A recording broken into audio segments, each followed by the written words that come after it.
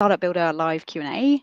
This is the place for startup founder to ask any burning questions that are keeping you up at night and get answers from experts who have worked with hundreds of founders and their teams. My name is Sarah Bell, and I'm your host today. I'm a co-founder and startup building advisor at LeapSheep. My life's purpose is to support founders to build scalable startups that have a positive, sustainable impact on the world. I've worked with hundreds of startups and their teams using our startup builder system at LeapSheep to support founders on that journey to product market fit and to avoid core mistakes that typically send founders to the startup graveyard. Welcome. Today, I'm welcoming on our podcast James Larsen. James is president and founder of Larsen Strategies. He is a California licensed attorney, and for over 5 years, he has helped founders to set their legal strategy and overcome legal obstacles. He's been an early member of multiple startups himself, wearing sales, marketing, and legal hats, and he's also currently a founder of a startup. In his spare time, he's an officer in the US Navy Reserves. James, it is great to have you here. Welcome. I'd love to hear a bit more about what took you down this journey. Sure. Yeah. Thanks, Sarah. I'm really excited to be here. You and I have had a lot of great discussions. I'm a big believer in LeapSheep's effort to bring a systematic and disciplined approach to startup building. And in particular, I'm really on board with your efforts to combat all of the kind of bad startup advice that's out there. So I think that things like this are a really good opportunity to put good information out in founders' hands. A little bit about me and how I got here. I've always loved startup culture and entrepreneurial energy. Coming out of college, I knew I wanted to work for a startup. So I joined a small 25-person startup and just really immersed myself in every aspect of the company, from finance to frontline sales. And that really was a true baptism by fire, right? It was just a crazy workplace. I'd be lying if I didn't say that it was uncomfortable nearly all the time. All the time, yeah. But Sounds about right. but I learned immensely. It was an incredible experience. But one of the things that I observed right from the start was that there was one aspect of the business that was just impenetrably opaque, and that was the legal side of the business. And it really surprised me how often legal issues cropped up. I didn't anticipate it being such a big part of being a startup. And in addition to that, it was frustrating how late it seemed like we would identify those issues. How late it would take me, how much time it would take me to identify a problem. And that ranged from things like employment stuff, from hiring people to letting people go, and all the legal considerations involved with that. Compensation, how to structure that appropriately, vendor contracts. I mean, it was happening everywhere. Also, we were in the fintech space, so we had to be cognizant of financial regulations. So from that, I really identified two major problems. One was I didn't know enough about potential legal pitfalls, and given my ambitions to one day be a founder myself and to run a startup, I felt like that was a shortcoming that I needed to address. And number two, it felt uncomfortable that when we realized that there was a legal issue that we needed to confront, it just seemed like the lawyers would come in, they would do some stuff, they would ask a bunch of questions, they'd go back to their castle and work some alchemy, and maybe they would have us sign some things, or maybe they'd come in and say, you got to stop doing this and you need to change what you're doing here. We would just do it, and then a big bill would come, and then that wasn't really pleasant. So it was frustrating to not understand necessarily why we had to do those things, why we were making costly mistakes. So I went to law school, and knowing that I wanted to be an entrepreneur and not a big firm attorney, I also got my MBA at the same time. And after graduating from grad school, I immediately got involved in startups like I wanted to do. And as my startup network grew, I quickly identified that there was a big need on the part of founders who didn't necessarily fit into that Silicon Valley model of startups, right? So they weren't necessarily working with the firms like the Wilson Sonsini's and the Coolies of the world. Um, yeah, and a lot of them, we're entrepreneurial, so we try to do things on our own. We try to bootstrap, so they try to self educate, which is great. But unfortunately, there's just so much information out there, right? A lot of the information is outdated. A lot of it is overly simplistic and doesn't take into account really, unique aspects of founders, what the status of their company, what their ambitions are, what they want to do, what their ideal exit looks like. And a lot of it is just outright bad. So I started Larsen Strategies with my business partner to go about helping those founders that we had met set appropriate legal strategy, really emphasizing a consultative approach where we get to know what the founders are all about. What are their goals? What are their situations? What are their needs? What are their wants? What is their timeline? Because all of those things impact, how you're going to structure your business, to how you're going to structure relationships, how you're going to fundraise, all of that. So that's how we ended up where I am today. So really a much more strategic approach to and based on peers rather than that transactional approach that you'd experienced before. 100%. And Yeah. I have conversations with attorneys all the time, and Mm. we come in all shapes and sizes and stripes and experiences, and I that's a great part of law. It's such a big industry, and there's so many things. There's so many different kinds of attorneys. A lot of attorneys are out there, and they want to be. Um, they want to be purely transactional, right? Like Yeah. their business is, I specialize in one aspect of transactional corporate law. I'm a rock star at it, and I don't want to know anything outside Yeah. the scope of what I do. And it's really important that business owners, particularly startups and founders, know the kind of lawyer that they want to talk to, establish the right kinds of relationships. Sometimes you want that attorney, right? Sometimes Mm. sometimes you're at that stage of fundraising where you need to get something done. You need it done, yesterday, and your money isn't an object.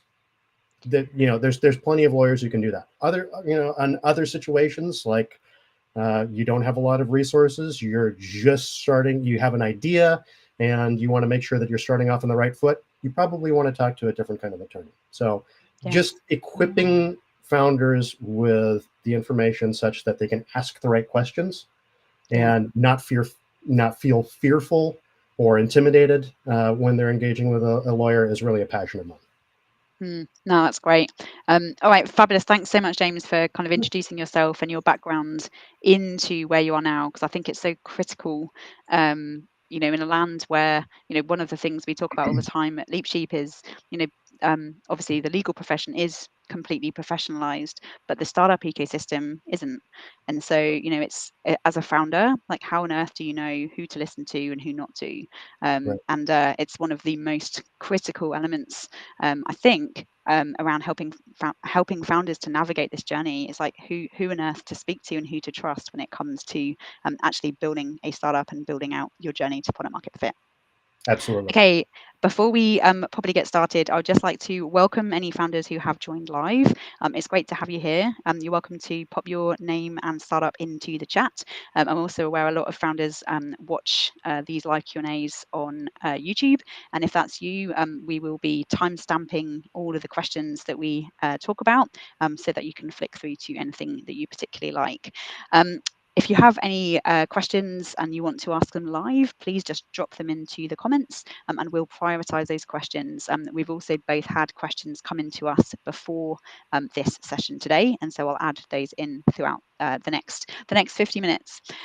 Now, before we get started, James, just we did talk about having kind of a proviso that you wanted to say before we get started about kind of all the topics that we're talking about here, particularly Sure. some that may be from a legal point of view. So I'll just let you talk about that now, and then we'll get started with the questions. Yeah, one of the toughest things about being a lawyer is sometimes you have to give really unsatisfying responses. Um, I love talking to founders. A format like this is really exciting to me. And whenever I'm talking to founders, as soon as they find out I'm a lawyer, the highly specific questions start, right? And it's so tough to not just shoot from the hip and give my 2 cents, particularly as a founder myself.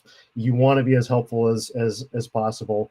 Um, two things about those kinds of conversations. One, from a legal perspective, you just don't want to inadvertently create an attorney-client relationship when that isn't the intent of either party. Mm. And trust me, it happens. That's something that we as lawyers have to be really cognizant of. And two, kind of, it goes back to what we were just talking about. I know from experience that there isn't a one size fits all solution, right? So many times you think based on a 3 minute, 5 minute long conversation that the right course of action is one thing. But then you actually sit down and you talk to the founder and you have a real conversation. You start talking priorities. You start talking where are they in their journey? Where are they in the journey to identify product market fit? How far away realistically are they from raising money? Mm. Do they want to raise money from VCs? Are they going to self fund? And that initial inclination that you have, that initial answer that you thought was appropriate, isn't. And that's a big part of why we advocate for the consultative approach that we take. So, if there are highly specific questions that are coming through from the audience, obviously happy to have those conversations in a format like this. Probably not, not the best way and not the most accurate way to tackle those questions.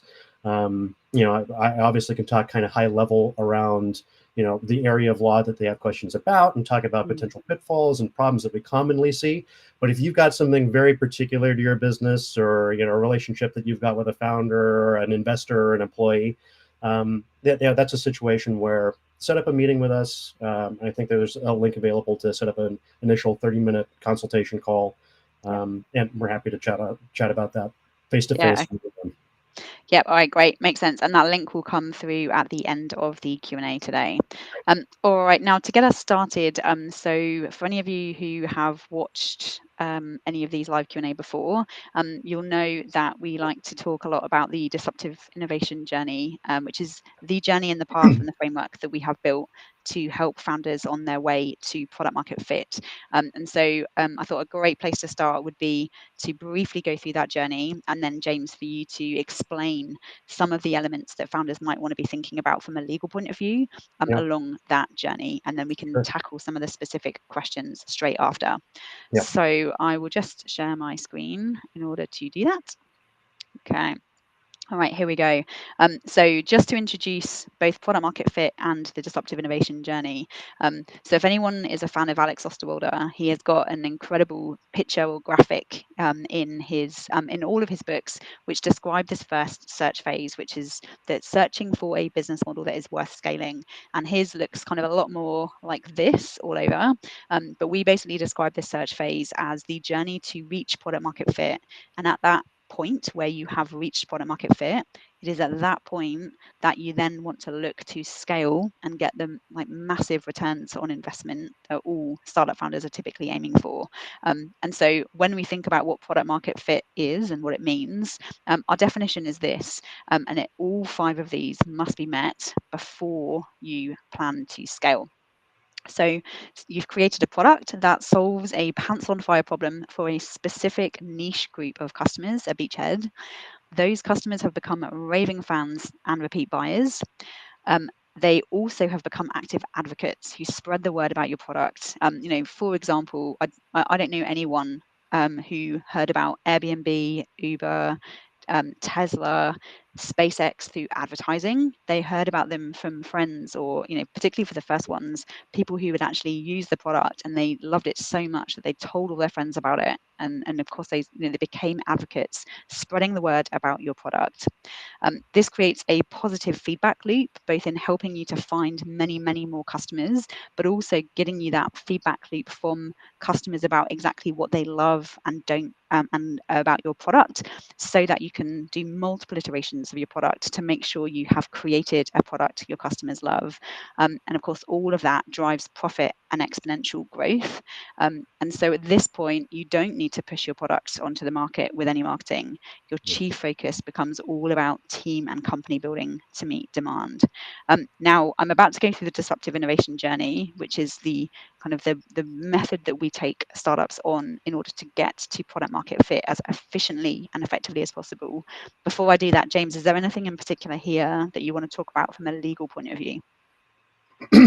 Yeah, I think that I love the graphic that you just had and the graphic that you're about to go into, because it really does, I think, effectively illustrate that there are different phases in that startup journey. Yeah. And I think that, with every aspect of a business, whether it be legal, whether it be marketing, whether it be sales, you have to think about it through the lens of what phase are you in. Yeah. And conversations that you have in, say, the search phase are going to be very different than conversations that you have in the growth phase. And when we get to how legal fits into these, just to give an example, a conversation around something like equity during that search phase is going to be very different than a conversation around equity that you have in the growth phase. Yeah. So I think, just the same way that you're bringing instrumentation and discipline and advice into, finding product market fit with your customers, we try to bring the same kind of discipline and make our clients aware that at every stage along the way, these are the kinds of legal conversations that you should be having. These are the potential pitfalls that you can have. And what we really try to do is make sure that, maybe a small ember in the search phase is addressed before it becomes a raging forest fire in the growth phase. That's what I'd say. Yeah, okay. All right, fabulous. I really like that suggestion. And the other question I have is if you are a founder and you are looking to work with a law firm, like can you typically, so say for example, someone was working with Larsen Strategies, because I know you particularly specialize in the search phase. Is it Yes. appropriate to continue with that same lawyer, or do you tend to move up as you get bigger and larger? I think that it varies, right? And this is another tough thing about being an attorney, right? You oftentimes give the answer, it depends, and the reality is, Yeah. it's such a cliche, it's such a stereotype, but it's true, right? And it matters what the anticipated exit is, for example. Let me just use that as an example, because we could easily grow with someone whose ambition is to have a $50 million exit, and maybe they don't want to take on any VC funding, and they're brick and mortar. That's easy for us to handle. We can also handle clients who want to seek VC funding. We can even make some of those introductions and participate in the discussions with the VC. That's all a part of what we do, and something that we enjoy. There are situations where if you're expecting to be a unicorn, and you're entering into some highly specialized specific market, we're going to be the first people to tell you, hey, you need a specialist. We need to bring in someone who knows this aspect of law inside and out. We anticipate, you're going to be working with clients or vendors in Asia or South America. We need to bring in a law firm that specializes in employment and vendor relationships between the two countries. So that's something that we actually identify and talk about with our clients during that search phase, so that it's not a surprise when you get to the growth phase. Those are questions that you should have at least had discussions around and taken steps to address before it's a burning, time constrained problem that you need to solve in order to get that term sheet from a VC. Yeah. Okay, no, that's a really helpful explanation there. And I mean, you're right. Often the answer "it depends" is one that is unfortunately very endemic to It's the ecosystem. so Yeah. it's yeah, it's so unsatisfying, but 100% of the time it's true. Yeah, yeah, yeah. Okay, all right. Now, so briefly, then, just going through this disruptive innovation journey. This is really the process to achieve product market fit. And again, occasionally you get use cases like chat gpt and from openai is a great example of this, where they are and other really deep tech solutions where this may not be the most appropriate process for you. But on the whole, for I would say 99% of founders, this journey is designed to help you to reach product market fit in the most efficient way possible. And James, I'm going to introduce it, and then I'll ask you after I've gone through the whole lot, to actually explain what is appropriate to think about from a legal perspective as you go Sure. along. So I'll just start and I'll just go to here. So typically, any company has to establish its backbone. So things like the company structure, landing page, all of those kind of core elements that are relevant to any company, whether it is a startup or not.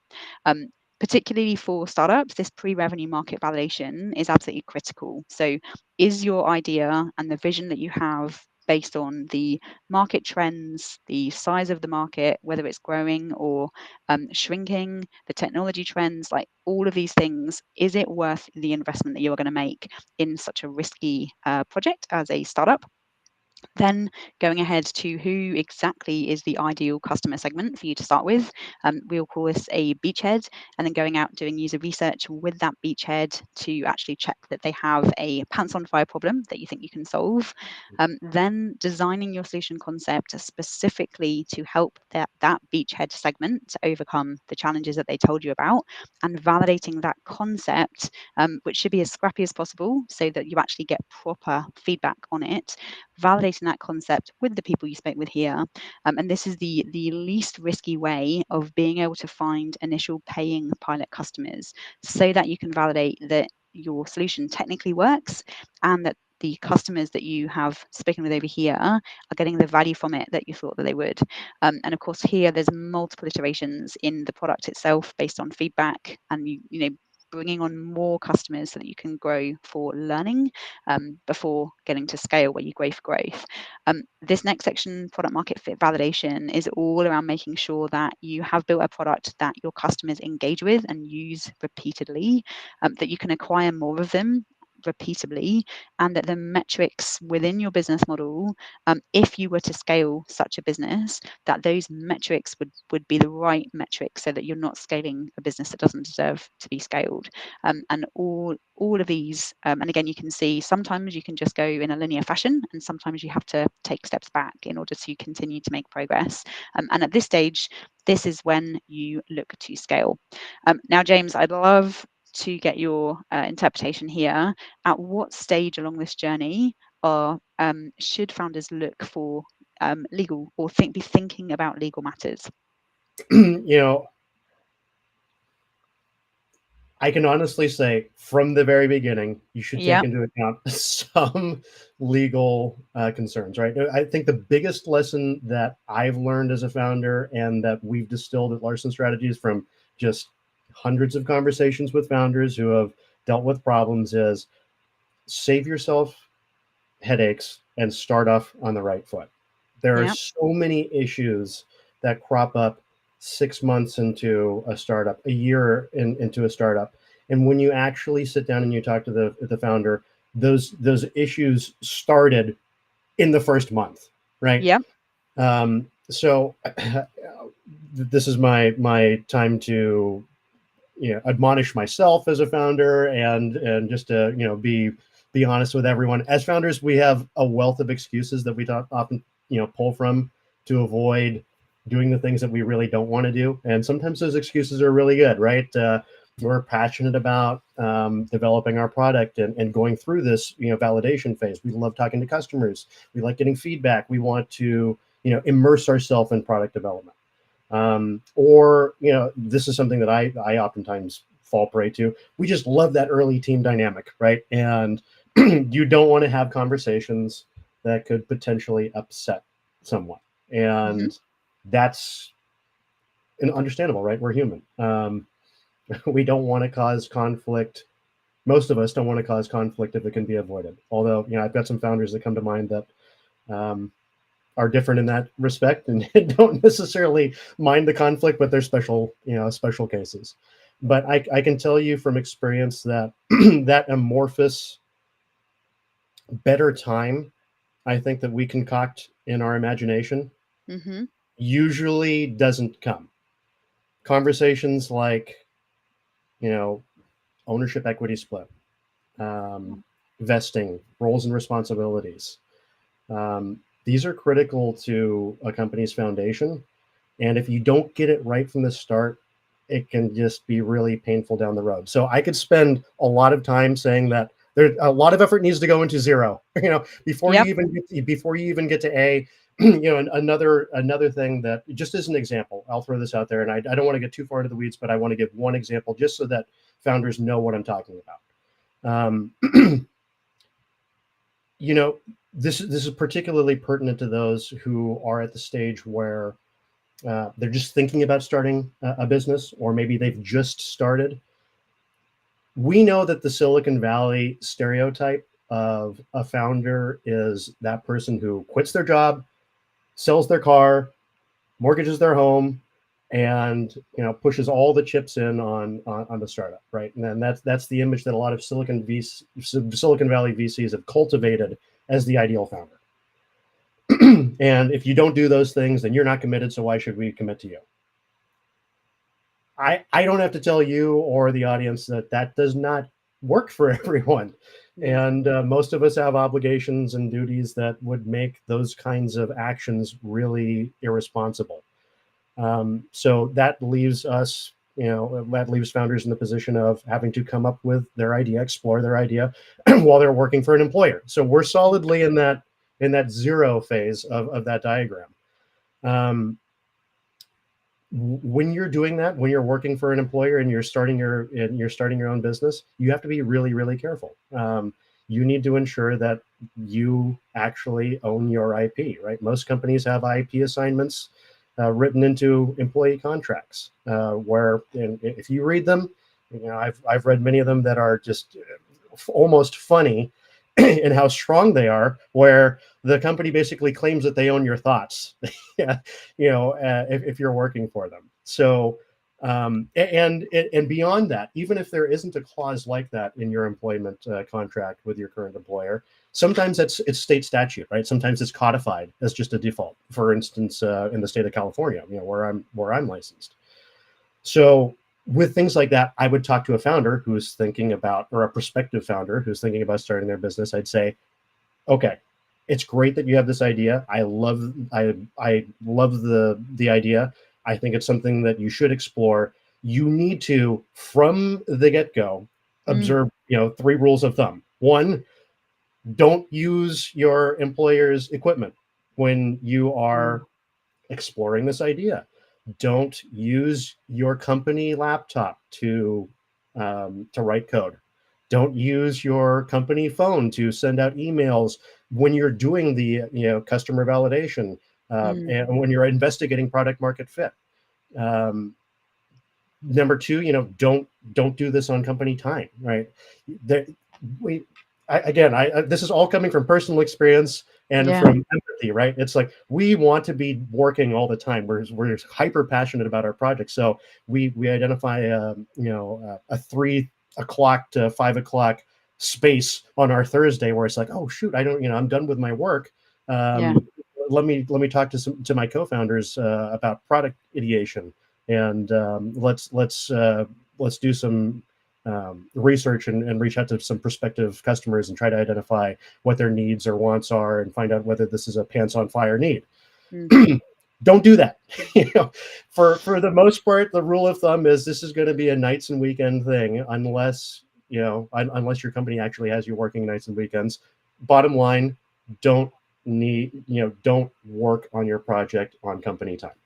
Okay. Or on company machines or or in company equipment, machines. And then or with people in the company. Yeah. Okay. correct. Yeah. And then, the third thing is, don't work on a solution that is what your employer has hired you to do. That seems kind of rather obvious, but if your company has hired you to, build a widget, and you've just come up with a better widget to solve the same problem, Yeah. you're going to run into IP issues. So, that's an example of a kind of conversation that we'd have with a really early stage founder, a Mm. prospective founder. And, we can save that founder from losing their idea, from losing their business, Mm. from their startup going to the startup graveyard before, it ever took its first step, just by having that conversation. So that's why I say, like, starting off on the right foot is so critical. Mm. At least start a relationship with an attorney, have a conversation around, hey, what do I need to be cognizant of? How do I make sure that, I'm doing everything above board, so that you don't get that letter from your employer a year down the road asking, or, saying, hey, we see that you started a company the week after you left. We jealously guard our trade secrets and our IP. You better not have taken anything from us, right? So those are uncomfortable situations that you just want to be in the position to respond to Mm. very definitively and say, hey, we were very careful. That factors into things like, and this goes into a little bit of a broader kind of optical legal strategy. Founders are so enthusiastic and so eager about their projects that, Yeah. let's take something like LinkedIn, right? Founders sometimes will say that I'm CEO of my LinkedIn while they're still working for an employer. Mm. That's bad evidence, right? If there is a Mm. potential dispute over IP, the things that you've posted are timestamped. So an Yeah. employer can point to it and say, hey, look, you posted this thing about your startup at 3 p.m. on Wednesday while you were still working for us. That's just setting yourself up for, a massive headache and failure to launch. So those are the kinds of conversations that we need to have from the get-go. Mm.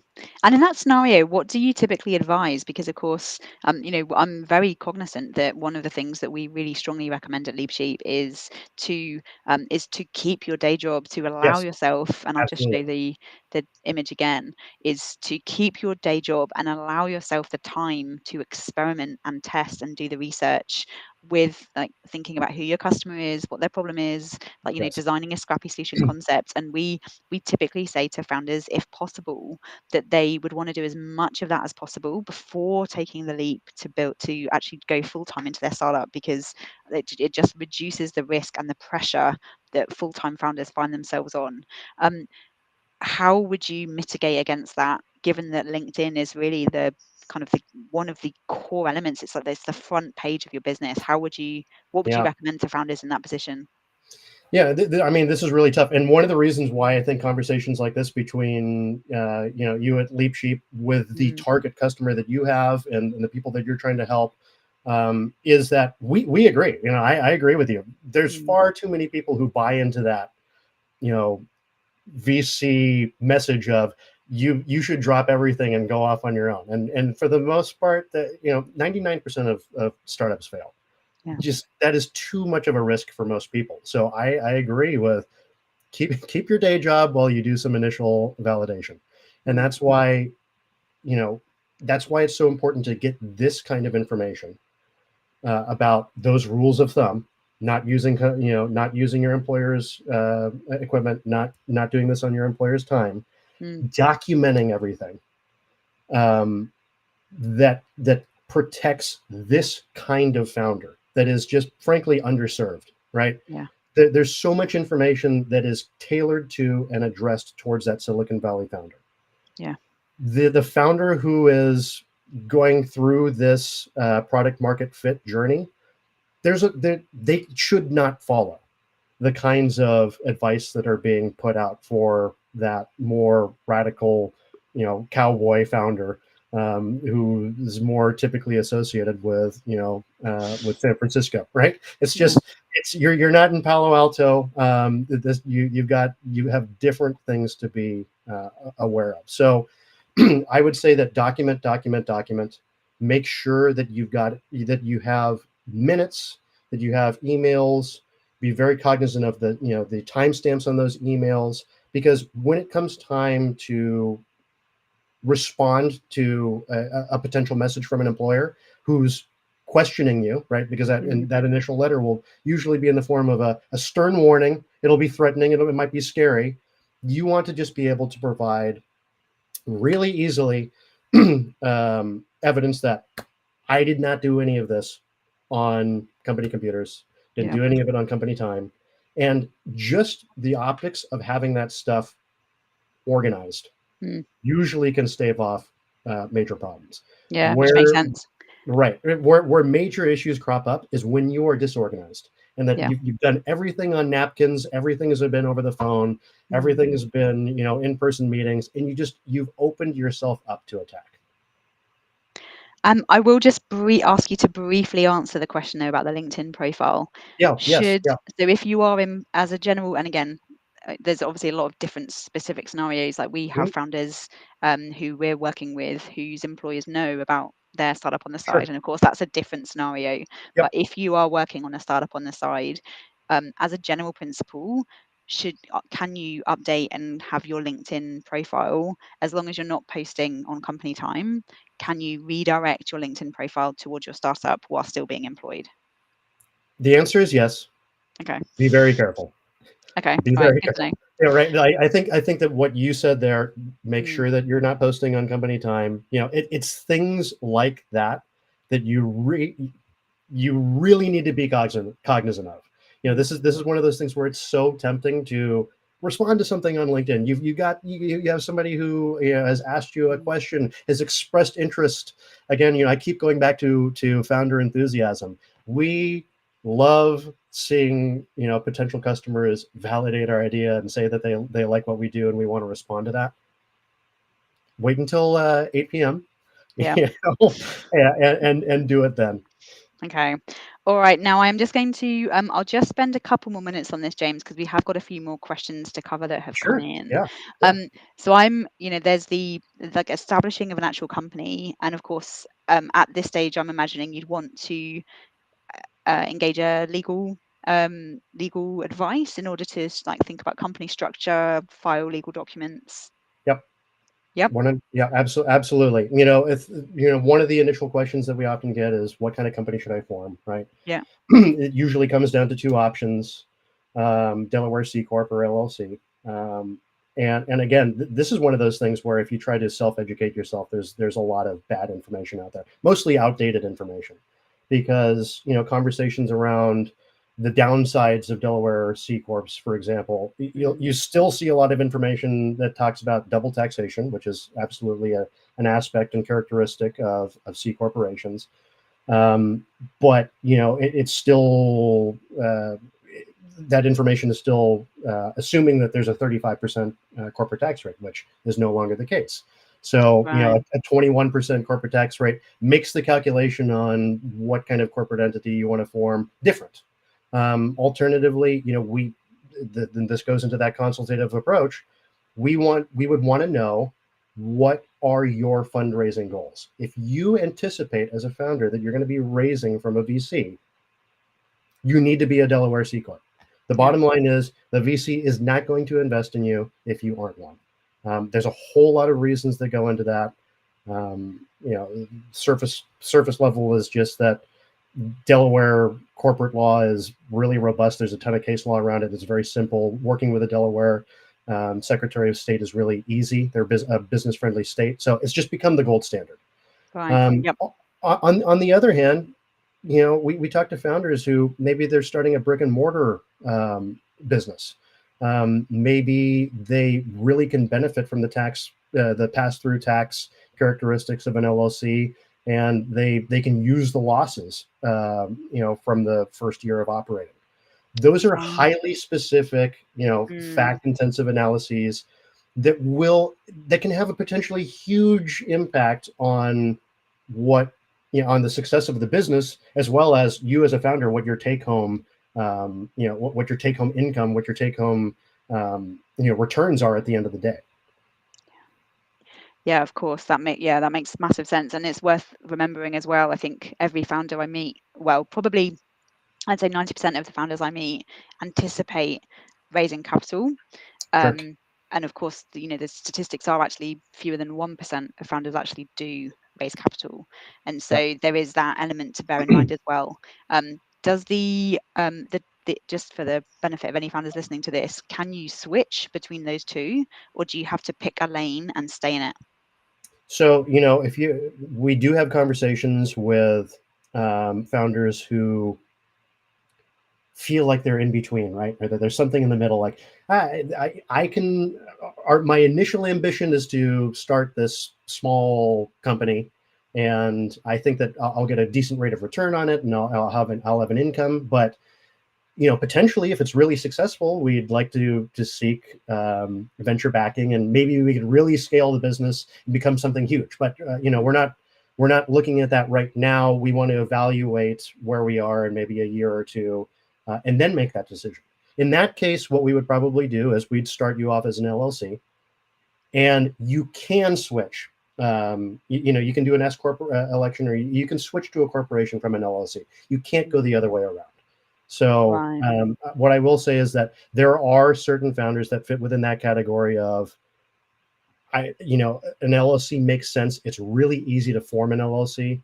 The corporate governance requirements, in terms of cost and effort and time, is a lot less for an LLC.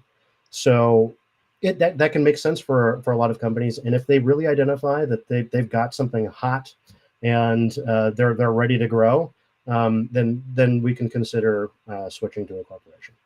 Yeah. Okay. All right. And then the other elements that I think we talked about earlier on, James, were around things like employment contracts. At what Yeah, stage, like, are they things that you'd suggest? And again, of course, the answer also is it depends, because it might just be you working on yeah, this until you get through into initial pilots, and then you start to get income, and then you think about taking on a team. And so yeah. typically, what types of things do you see with founders, and actually establishing employment contracts? Like, when is the best time to establish those? I, I'll go back to, you want to start off on the right foot, right? Yep. But what the context, and I think the nuance that I'll add to that is, throughout this phase, right? An employment contract could look different at phase A from D from E, right? I'll actually pull from one of the Q&A sessions that you did prior to this, that I listened to, that I really enjoyed, and the topic of discussion was failing fast, and Yeah. there was so much that I took from that conversation that you were having, and I I agree with you that that's not the best adage. I think that Yeah. it intimidates a lot of founders. I think it's a pretty poor axiom. I think maybe a better one would be fail small, but even that I think is problematic too, because I think just characterizing a lot of the things that are characterized as failures in that axiom really aren't. And I like the way that you lay out that customer journey, because you talk about it in terms of lessons, right? And it's an Mm. iterative process. You're constantly going back, running small experiments in the context of identifying product market fit allows you to make adjustments, such that you're appropriately, guiding the company to ultimate success, and that you're Mm. not pouring tons of resources into some disproportionately and inappropriately large experiment, only to get a no at the end of that. Um, I think way too often the chunk of effort, or the chunk of time that takes place between starting something and then trying to analyze whether it was successful is way too long. And the same thing goes with legal stuff. On the legal side of things, you you want to have a conversation around what. I'll give an example. What is an employment agreement looking like with the first members of your founding team? What are the roles and responsibilities? How are they going to be compensated? Yeah.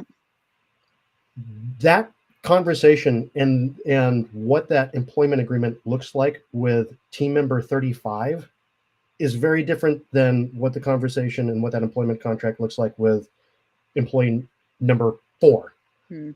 So it's also an iterative process, and I think you need to separate and break things down into bite-sized chunks with clear objectives. Yep. There is a clear objective when you're in phase 0 of a startup, and that is, I start get the thing started, get it off the ground, identify who your co-founders are, identify what roles and responsibilities are, figure out how equity is going to be split, what is the goal, are you going to fundraise, find product market fit, go through all of those individual steps. Once you've done that and you've identified product market fit, now you're at the scale stage. How you evaluate employees and how they're going to be compensated, entirely different, entirely different. So you need to have that legal conversation around what those employment agreements are going to look like again. And Yeah. so I think that way too often founders think, I had that conversation before.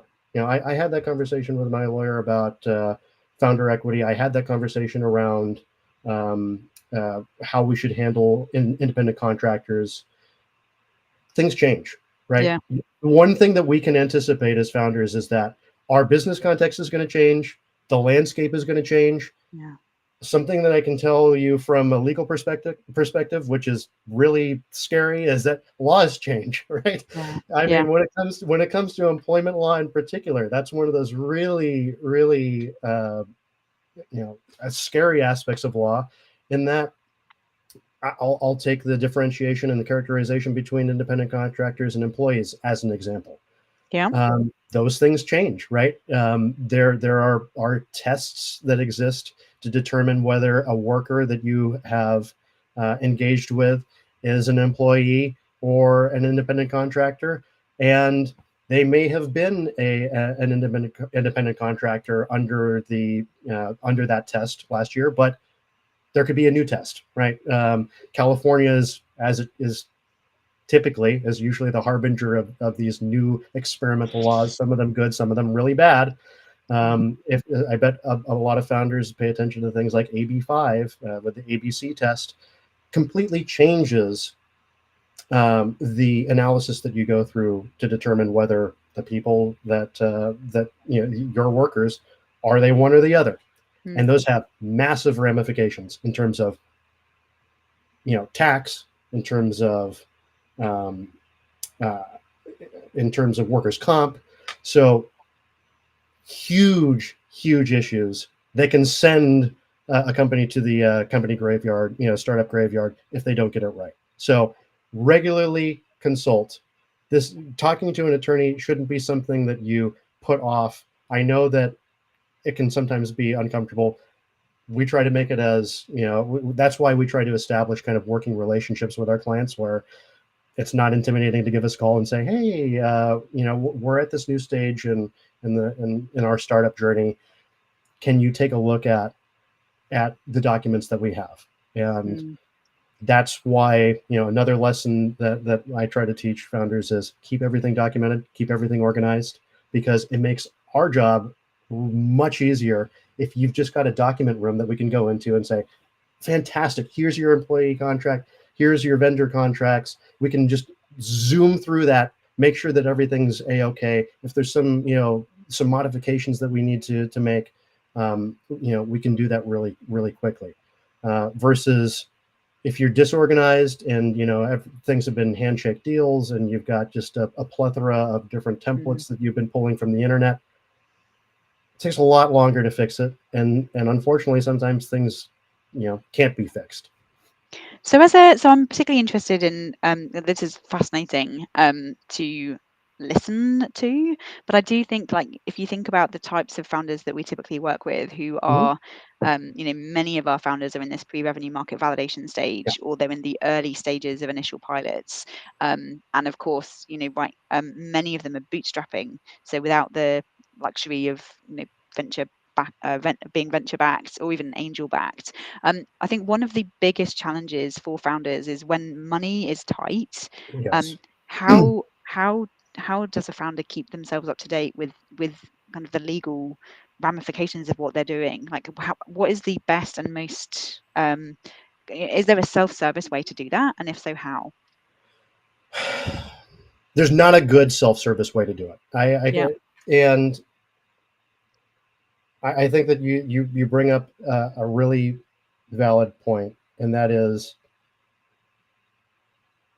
when you're bootstrapping, and you're I'm thinking about a founding team. I have one in mind right now. When you're bootstrapping, you're eating ramen together, you're toiling in a basement together on your project.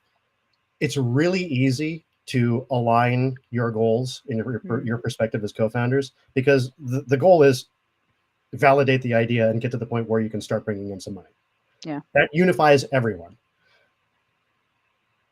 Having a conversation around things like equity, responsibilities, you know, building things like vesting schedules um, into your founding documents should happen in times like that, not when you've gotten through those times and you're looking at raising $5 million. Mm, There's so many psychological factors at play, right? And I think far too often founders lull themselves into a false sense of security with this mentality of like, well, nothing bad has happened yet. I don't want to have those uncomfortable conversations. I want to let sleeping dogs lie. Those latent problems are going to rear their heads at the worst possible time. Think mm, VC doing due diligence. You've made it through. Here's the thing, and this is when it's so depressing, right? It's you've made it through that hard part of identifying product market fit. You've gone through the customer validation process. You've done everything right, but now a VC is doing due diligence, and they find out that something, that um, you have a founder, someone who's involved in the ideation process, who is knocking on the door saying, where's my equity? I'm entitled to 25%. Maybe they were one of the 4 people in a room during the first 2 months of a 2-year startup journey. And now they're here to cause a problem. No investor, no VC wants to invest in a lawsuit, right? mm, So you'd be fooling yourself if you don't think that they're going to use that to ding your valuation and say you need to clean this up. You need to pour resources, oftentimes that founders don't have, into fixing that problem, mm. paying off that potential founder with that equity claim, for example, or them just saying no, right? So I think that there the temptation is to put off a lot of these issues until you're ready to raise money. But realistically speaking, these can be impediments to raising money. Yeah. Right. I think that's one of the things that's more surprising to founders, right? It's Mm, uh, oftentimes you may feel like I can get by with things because the chances of me being audited for a independent contractor employee thing, or me being called by my former employee on IP assignment, are really low. They're at 1%. The chances of you being audited through a due diligence process when you're raising a $10 million round are 100%. yeah, yeah. So that So that basically what you're saying is that when it's important to get some of these really important conversations underway when you are not under pressure through, say, capital raising, and keep records so that if you get any pushback or comeback later on when conditions have changed, you have all your ducks in a row, is what I'm taking from what you're saying here. exactly right. Yeah. And it sounds as well like, if you think back to what you explained at the very beginning, is around actually having a strategic conversation with an Yep. attorney at the start based on kind of your goals and what you think your journey is, so that you can work out what the appropriate kind of legal requirements are for the stage that you are at, and then of course doing having those conversations with the core team. Exactly right. And to wrap this up in more of a positive way, because I feel like I've been harping on what how things can go wrong. Well, you are a lawyer, so Well, I would another one expect of nothing else. Yeah. the tough conversations that we have are Mm, when a founder comes to us and they've got a a fire burning, right? And it's like, oh yeah. my gosh, please help me. And obviously we're happy to try to help, and sometimes we can fix the problem. I like those kinds of engagements Mm, far less than I enjoy, the conversations with founders who are forward thinking. They want yeah. to just have a check in, and they say, "Can you make sure that what we're doing right now is good enough to Yeah. move through this process of identifying product market fit?" The Mm, last thing that you want to have happen is some legal issue being that thing that yeah. prevents you from getting from the stage A to being a funded successful startup, and getting that rocket engine Mm. strapped to the bottom of your business. Because I think as well, it's those kind of stories that never actually make it out into the media, do they? Because they're all Yeah. hushed up. Like you never hear about all of these under the radar challenges and issues and things that stop founders being successful. Like I mean, I'm not seeing them or hearing about them. I'm sure you are, because of course Yeah, you're the having those startup conversations. graveyard is Yeah. full. I mean, it is absolutely full of the skeletons of Mm, great ideas, and started by great founders, awesome founders, people that you just love to talk to, and who have yeah. ideas that are have every potential and chance to be successful. And I maximizing your success, I think, means going through a disciplined approach like LeapSheep preaches, and focusing on identifying that you really are solving a pants on fire problem. I'll put my business hat on for a moment and say that is 100% Yeah. accurate, and it's a problem that that's a mistake that I've made in the past, solving a problem that I think is burning for me, but not Yeah. but it isn't necessarily a problem that people are willing to pay for. So that's absolutely an element, but also being disciplined when it comes to legal strategy. They have to happen because both aspects are critical to building a successful startup, and you don't want to neglect one. And you Yeah. just don't want one of these things to be a blind spot for you, and for it to rear its ugly head up at just the most inopportune time, because it's tragic when you see it. Yeah. No, no, thank you. James, we are almost at time, Oh so I will man, stop here. Somehow an hour has raced past. I am aware that you have sent me let me just get it up on the screen. Just in fact, before I go on to that, so thank you so much for being on the call today. It's been an absolutely. I absolute feel like we were delight. just getting started. I know, and somehow an hour is up. I know. I feel like we may need to have a follow up session with you joining us again. It's been a delight to have you on today. If founders want to get in touch with you for an initial consultation, I have added the link on the screen. But I imagine, James, as well, that link is available on your LinkedIn or It's on the available on my Larsen Strategies LinkedIn. It's website. also available on our website, larsenstrategies.com, Larsen with an E. Yeah, feel free to book a initial consultation with us. Just even if it's just a um, hey, we want to put us on your radar and have an initial Mm, conversation about what we're planning to do. I like I said, I love talking to founders. It's a huge passion of mine. So um, looking forward to the conversations. No, great. Okay, and if you are a startup founder and you want to know whether you are set up for success to reach product market fit, you are very welcome to click on the QR code in the top left, which also enables you to book a free strategy session with LeapSheep.